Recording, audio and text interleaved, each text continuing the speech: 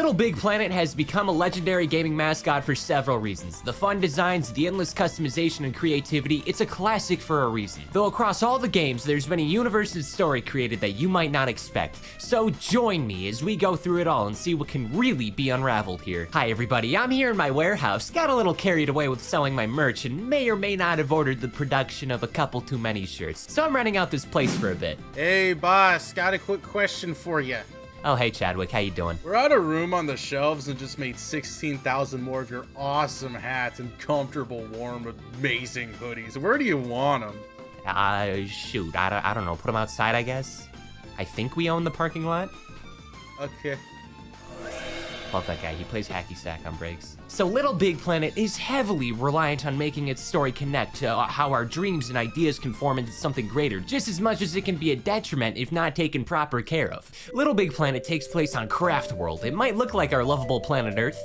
It's not though. Instead, it's filled to the brim with arts and crafts material, twines, cardboards. Literally just imagine our one-for-one history, but somehow a Jones Fabrics and Crafts was involved in the process. The world comes from the dreams of Earth's population and beyond, created through all the ideas, wacky concepts, everything, eventually combined and finding their way to the creation of this place, the LittleBigPlanet. It extends beyond this single planet. It's a greater portion of this space called the Imagisphere, also referred to as the Craftsverse, the Craftscom, entirely formed by this creative energy found virtually anywhere else. It's canon that all creativity from the entire Omniverse, so like literally everything ever, has its creative energy sent here, conscious and unconscious alike. Apparently every creature has a creative gene that also possesses an invisible connection to this realm that allows creative energy to transport through our cerebrum umbilical cords, 100% necessary for this place to continue its functionality. It gives everyone life. It gives a lot of the good creations the abilities to respawn and come back from the dead though. Eventually, social creations may die with the original imaginator that created them, and eventually that creation will ascend to the greater Imagisphere and watch over everyone. The planets found here also have dreamer orbs, these being creative energy clustered up together straight from the Imagisphere. There's countless craft worlds, infinite LittleBigPlanets, although we only seem to focus on a few, each monitored through the tree of imagination along with the creators, not even mentioning things like the Wonder Plane, and just this is infinite and creation is the name of the game here. It's fine, most of the stuff mentioned is tampered with or messed with, and if the tree of imagination gets corrupted in any way, it'll doom everything. The best citizens of this infinity that's seemingly a paradise want nothing more to make more life, more fun, more ideas. The creativity gets so creative, we'll see new locations being created such as Bunkum in LittleBigPlanet 3, forming with the creativity of the craft world the previous games took place on. Also, all crossovers easily exist here. Media in general needs to be imagined, therefore all possible crossovers are canon, and the ones that haven't been confirmed yet we just haven't seen. And ultimately, LittleBigPlanet is the most realistic outcome if the dimensional merge were to occur. But wait! If the infinite Imagisphere is created through the infinite ideas of everything, where do the bad thoughts go? Where do the scary thoughts go? Where do the worst concoctions of the mental realm live? Well, there's a cold war going on more or less. Nightmares rarely get the chance to strike and usually roam as outcasts. Our starting point takes place on October 27th, 2008 with the very first LittleBigPlanet. This is Sackboy. He's a precious burlap baby boy, and if anything happens to him, I'm going to resort to violence. I genuinely don't know what to do other than that. With the creation of the LittleBigPlanet, there had to be a population made with the creativity of Earth, so we usually get things like a bunch of sack people, along with the already mentioned creators who usually rule over a set area and then watch over the land when everyone isn't dreaming up new things in their lives, being protectors just as much as moderators. Sack people in specific are us. I imagine them as the creations caused by the ideas of ourselves. So I have a sack person, you have a sack person, everybody gets one, and they all live in their little ships called pods to travel to custom levels people make. So starting off, Sackboy's meant to be an insert of any character. This is just like a blank avatar that can be replaced by anything. They go to the gardens, befriend the king, calms the animals of the savannah, involving like proving King Crocodile innocent while retrieving a meerkat from a VIP room at a club, saves a wedding from falling apart, kills a corrupted sheriff found in the canyons, retrieves a mechanic's car from a martial artist in the metropolis, defeats the evil rotten Oni found on the islands, and this grand adventure leads us to the temples, where it's revealed this one guy guy, the great magician. He's gonna help us bring back sharing to Little Big Planet, because in specific, this one guy, the collector, has been making it his only goal to steal all the ideas of the world and refusing to share with anybody else because he has no friends, so it's okay to bring death and destruction and torment to everybody else. So Sackboy's then tasked with infiltrating their base, freeing all the creation pals and friends we made along the way, and eventually making it to the collector and obliterating them into particles. And this was no easy task, because there was one car NPC and their speaking audio is a bunch of children laughing, and it's really annoying, so this quest came at a price. And then they reveal, oh no, I was kidding, and I don't share because I don't have friends. And so the king invites them to be friends in the Little Big Planet community, aka asking their pals to start making levels to upload online. So that's cute. Now, one thing you're gonna notice real quick is how splendid everything is. All the characters are patient, they use manners, they articulate discussions well. Usually it's everything you could want and hope and expect in a world like this one. We're short of a utopia, with the few exceptions that we aren't, because in those cases that leads to a major conflict. Even then, we literally just saw that it's not all too big of a deal. Everyone's so nice, so long as you try loving thy neighbor, there will be no conflict. Anyway, next game is November 17th, 2009. Little Big Planet, but this time on the PSP. Sackboy's a little tired from his journey around the world. He's gonna take a vacation by going on a journey around the world. He starts in Australia, stumbles upon this funky little fella, the Mystic, and he just goes to Sackboy and he just goes like, dude, you need to get to Brazil now. They're having the Mardi Gras and that shit bumps, dude. So Sackboy, understanding what's at stake here, chooses not to sail from the planet's equivalent of Australia to Brazil. Instead, from Australia to China to Persia to Arabia to the Alpine Mountains to Hollywood, and then finally to Brazil, where the party goes wonderfully and swell. All the friends made along the way also decide to attend, and then everyone gets the Little Big Planet equivalent of blackout drunk. What a delight all around. It's only been 5 minutes and Sackboy's little lovable guy factor is motivating me to match his freak. That being his freaking love of the world and helping others. December 14th, 2010, Sackboy's prehistoric moves. I'm not exaggerating. I am not stretching this out. I am not going to sugarcoat this. Sackboy's prehistoric moves exist exclusively as a promotional level between major games, along as a way to show off the PlayStation Move. Remember this thing? You fellas remember that era when PlayStation and Microsoft were just trying to find ways bridging into the casual market following the success of the Wii, and somehow, for some reason, I couldn't tell you why, it ended up like this? I don't want to play PlayStation games with this thing. It looks like a vibrator, dude. January 18th, 2011, Little Big Planet 2. Hey, look, the same thing as before, but better. Almost like what a sequel's supposed to do. Wow. Little Big Planet 2 is just like the last one. All you gotta know is that they made a game that's meant to be a new version of the previous game, but better. That's what the 2 is for. At some point within the ancient eras of the timeline, we don't know how long ideas take to become ancient anyways, some little kid or a dog or something had an absolutely horrible nightmare related to their vacuum cleaner. So now this is the Negativitron, and shortly after the last major conflict has shown up to ruin everyone's respective existences. Negativitron claims to be formed from the negative traits of Craftworld, which in turn means that they were created by the bad vibes of Earth. Personally, I feel like the name of Negativitron pretty freaking clearly indicates that, like, this is a very bad thing we should get rid of, but sure, yeah, okay. This time around, Sackboy's pretty quickly invited to join the Alliance for their previous recognition of being good and stopping bad people from being bad, alongside the wise elder Larry Da Vinci, along with his little dumb man idiot pal Avalon. Negativitron's not like the Collector where it can be redeemed. We just gotta go over there and kill it. Our first location has us going to Victoria von Bathysphere's lab, where she has an army of Sackbots that'll help out. Too bad they're like instantly taken by Negativitron. This is just something that's gonna keep happening as we move along. Right before we do something, shows up, ruins it for everyone. Every time we encounter someone of power in this adventure, they'll join the Alliance while also having to deal with their own stuff being tampered with, while screwing over poor little angry baby boy Sackboy who did nothing wrong. They don't deserve this. Next up is Clive. He's depressed because his life's been ruined by mutated Sackbots Negativitron created, so fair enough. The gang makes their way through all sorts of antics. This is genuinely just a continued and looming threat never seen before in the craft world. There is a lot of fear and challenges that get overcome. Off-screen in Clive's factory, a surprise tool that'll help us later, Dr. Hubert Higginbotham, I don't know if I messed up that name, that's That's what we're gonna go with. Also, why are these names so stupid?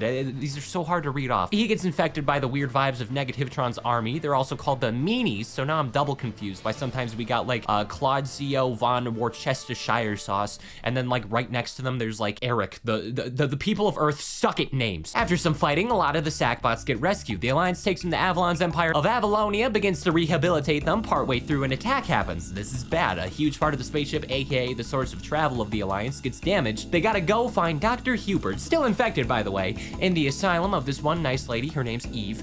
He's zooted out of his mind. In the end, he can still function. He's gonna be seeming like he's going on a trip at all times. I hope the poor fella's doing okay. He repairs the ship. Avalon decides to be an absolute fool. A ding-dong dum-dum once again tries making a cool speech, gets captured by Negativitron, like all things seem to do. So Sackboy just goes up and he goes, all right, this freak is attached to something. We need to just go to space, blow him up, and then like, they've done nothing but bad. I just got back from Mardi Gras. I'm so tired of this dude. Alliance goes up into space, saves Avalon with the help of the friends made along the way. Bing, bang, boom, Negativitron frickin' dies. Now it's time to play on the absolutely amazing, incredible, fantastic, iconic, beloved level editor. This is probably the best time to finalize and just note the aspect of level packs and crossovers of LittleBigPlanet. Like, the game has a whole mountain of little packs and costumes and all that stuff that makes sense. This is an idea land. Eventually, every idea will make an appearance here one way or another. They'll be made into levels, they'll be made into your skin. It works. This could easily be a situation where the imaginations of people and their interpretations of franchises fly into this realm, get dedicated level packs, even have their own conflicts. For example, the Metal Gear pack has an issue with a machine making non-stop bad quality levels that we gotta destroy for the sake of making good levels and just having a better batting average in the game. And that's all there is to most of them. Tiny conflicts that make me wonder how often this environment is suffering all the time through random little things made by little Gregory from down the street with their unlimited and unfiltered internet access. September 19th, 2012, PS Vita LittleBigPlanet. One day, this little planet Carnivalia shows up and starts letting the good creatures and creations of Craftworld come on over for a visit. In actuality, it was taken over by the nefarious puppeteer. Ooh, oh no. So this guy, his real name is Franklin Wadsworth Emerson. He lets the planet populace come in and then turns them into the Hollows just because he can. Just wants more controls, makes them into weird, scary wooden puppets, and now the craft world's in danger because he just keeps stealing things from there. What a dick. All the other curators in this area just want to make things right again. So Sackboy he puts on his bootstraps, he gets the help of everyone as he makes it through Carnivalia, meets a whole gang of wacky circus pals until the real hidden secret of puppeteer McFranklin shows up. He just wanted his friends back. He didn't mean to be a bad guy. That's all of you. That's all. You're all just gonna be misunderstood nice people, except for Negativitron. That guy knew he sucked. That guy knew he wanted to destroy. Also, this was just a giant friend group drama that led to a bunch of innocent people almost having their lives ended. All the curators of Carnivalia had a falling out behind the scenes. Franklin got sad, tried making hollows to recreate the friends he lost, and ended up just backfiring on everyone's behalf. And it's okay, everyone hugs it out. Sackboy's like licking a blue raspberry sucker in the corner, discontent that he's got to keep cleaning up everyone else's problems. It's not fair. With all these games in popularity, Sackboy and LittleBigPlanet most definitely started getting positioned as lead mascots of Sony's gaming pillar. The world liked this little yet big planet oh so much, which of course, in all situations like these, leads you to the creation of a bunch of spin-offs where you start losing the direction in which you were trying to do to begin with. Or not. I mean, Sackboy could really just be going for a change of pace instead of just conflict resolving powerful people of the lands. That's not gonna come for him. So on November 6th of 2012, we got LittleBigPlanet Karting, being a racing game featuring Sack people and only Sack people as racers. I always get this mixed up with that one Mod Nation Racers game. I had no idea as to why. They both exist in that oddly specific corner of my brain, right next to where I keep my memories of my grandma's backyard and that time I fumbled a wolf cut. A word of advice for you fellas, if you're at a bar, never open up a conversation asking someone if they know what Guilty Gear is. As a consequence of making the United States and a lot of the people so card dependent, a huge chunk of creativity and imagination of the population leads to a craft world racing ovulation. Shortly after Little Big Planet 2, there's a new enemy faction called the Hoarders, and they wanna hoard. Wow, they hoard? Oh my gosh, who would've guessed? Wowee, how could you tell? They steal, they hoard, and they steal. Good luck stealing the concept of infinity. At some point, you run out of hoard and can't protect everything being hoarded. So Craft World is empty, and one of the hoarders gets into a fatal car accident, and Sackboy now has a vehicle. And with it, they're gonna bring peace to the realms. Also, the Sackbots are gonna be helping you out. They're cool. Go to location, stop the horde. Go to location, stop the horde. Go to location, stop the horde. Go to location, stop the horde. That's it, that's the entire game. You meet Avalon's brother, his name's Cyrus Oculus. He has a space station he takes to the Horde's planet, so that's fun. And then the Horde remembers that sharing is caring, and would you look at that, another crisis is no longer a crisis. And then the narrator encourages you to clean your living space and whatever. There you go, game's done. Very, very cool. And then just a couple weeks later, November 20th, 2012, Sackboy is dragged into PlayStation All-Stars Battle Royale. 24 characters who may or may not be All-Stars, who all had at least one game on the PlayStation, all join a massive, definitely not Smash Bros. Crossover. You might not have reps from iconic, impactful games of the PlayStation library like Crash or Spyro or Oddworld or Final Fantasy or Persona or Tomb Raider or Castlevania or Silent Hill or Resident Evil or Katamari or The Good Devil May Cry or Croc or Gex. But hey, you got Evil Colon Nariko from Heavenly Sword, the very real game that released on the PS3 in 2007. Yeah. This is a crossover that has so many video game characters, and not all of them are all-stars. You got Sackboy sitting nice and tidy in mid-tier. How did they get here? Well, this is Polygon Man, and one day a rumor started going around the realms that he was looking for the strongest warriors because he's jealous. In 1995, he was gonna be the PlayStation mascot. That basically got swapped out for the rogue gallery of top franchises being the mascot characters. Polygon Man doesn't really like that. So following the events of, at the very least, Little Big Planet 2, Sackboy feels the aura of other worlds, knows the danger of Polygon Man. Like, he can physically feel the destruction caused in other locations, and being a creature reliant and hell-bent on creativity is gonna do everything in his power to mitigate that very specific thing from happening by entering those new lands and beating the ever-loving shit out of Nathan Drake and Kratos in specific. So yeah, there's a multiverse. What are you gonna do? I don't think anyone really cares about that anymore. I've become numb to this feeling. I thought it was obvious. Oh wow, a multiverse, wow, yeah, it's literally implied in Little Big Planet. I don't care. It actually works here. Along with this, each set of characters has a rival character, as in someone who they have exclusive interaction cutscenes with. To get some fun banter off, be a silly way to interact with the characters. That'd be fun to see talk to each other. I feel like that's a big part of interactions like this. You got some cool ones like Isaac Clarke and Zeus having complicated clashing upbringings. Zeus being distraught how a seemingly typical man is able to meet his level and strength. Sackboy has to 1v1 Bioshock monsters. You know, the famous FPS adventure taking place in the land of the Rapture, full of deteriorated men and monsters, but incomprehensible to the human mind. A city full of experimentation, abandonment, and ultimately agony. That's where you get to go, Sackboy. The only reason they fight is because, quick context for Bioshock. There's this resource called Atom. It's able to rewrite genetic code. There's a shortage in the deep underwater city of the Rapture. Big Daddies were once maintenance worker monsters that had a job change to protect little sisters who are literally innocent girls genetically and mentally reprogrammed to seek out Atom for corpses and intruders. Now they'll be in pairs where Big Daddies lose their minds if anything possibly happens to their little sisters. So in this game, Sackboy will play hopscotch and jump rope, and that's enough to warrant a fight to the death. And in this situation, Sackboy's the winner and not the loser because he will explode if he loses, and that's like an actual canon death. He'll go on to beat the Polygon Man and return to Little Big Planet where he gains the powers of said Polygon Man to spread and encourage creativity, improvement, and growth across anything reachable. And I love this because it's literally just like, yeah, the little guy wants nothing else than the best for everyone. Regardless of what anyone thinks, the only time he resorts to destruction is when it'll prevent further destruction, as we saw with the Negativitron. I don't know, I thought this was cute. I love this a lot, and it goes further to show us that he's a pure creature with no harmful intent. Beautiful.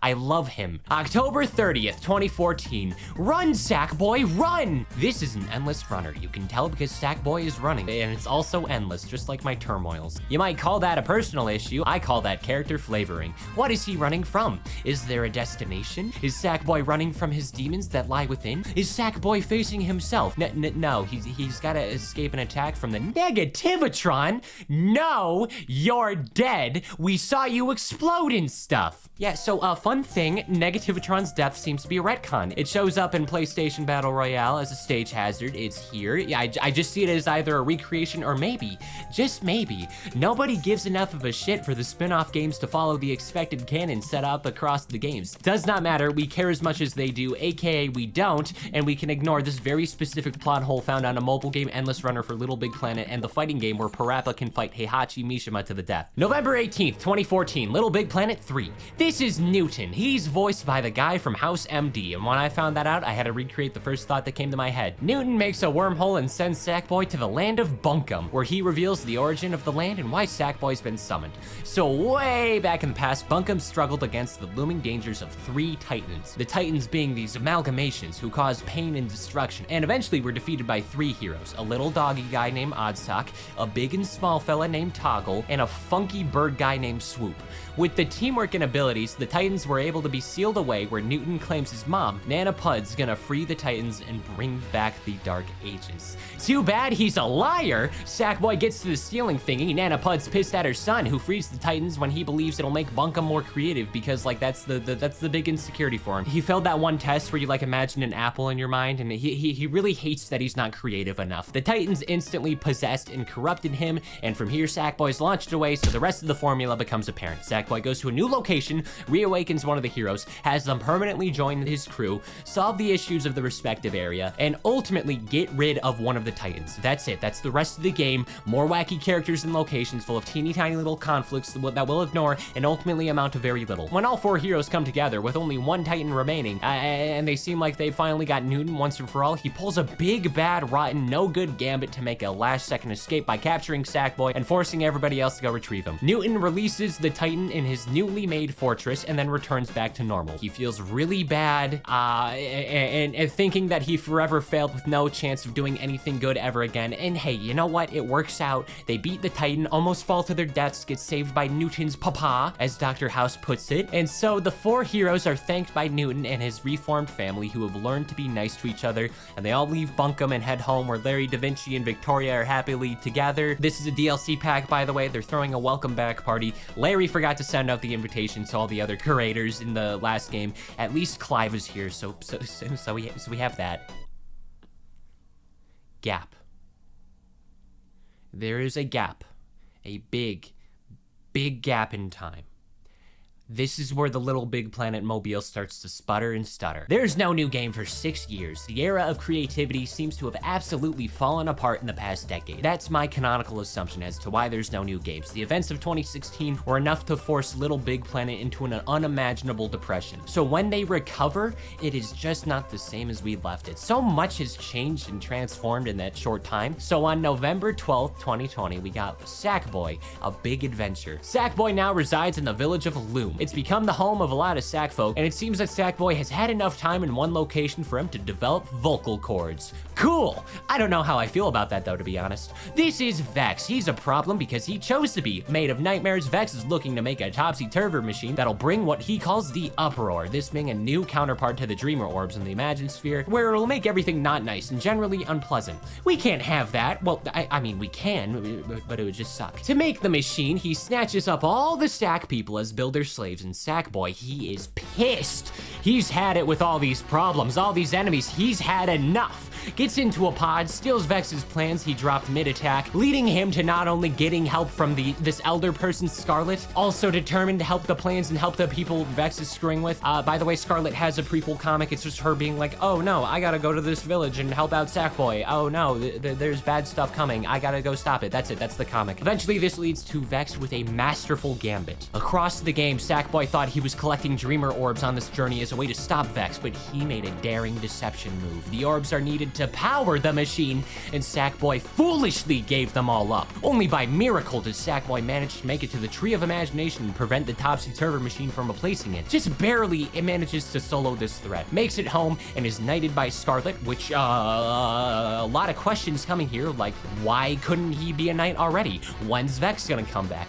Do we finally have a permanent antagonist? Is this the only remaining Sack people population? Where did any of the heroes of the third game go? Or where did any of the people from the last games go? Like any of them. There's none to my knowledge that appear or get mentioned here. Like even Clyde got disintegrated to irrelevancy. And that's it.